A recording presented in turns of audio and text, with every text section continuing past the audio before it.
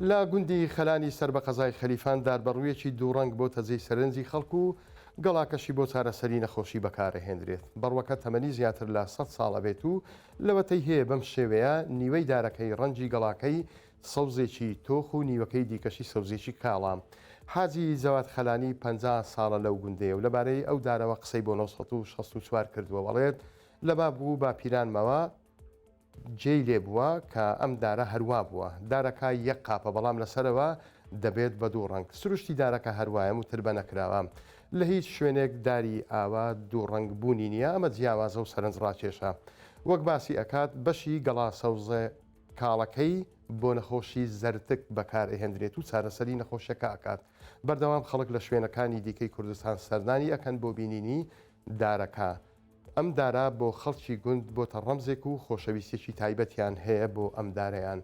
بە هەمویان دەیانەوێت پارێزگاری لە دارە جیاوازەکە بکەن و لە فەوتانیش ڕزگاری بکەن.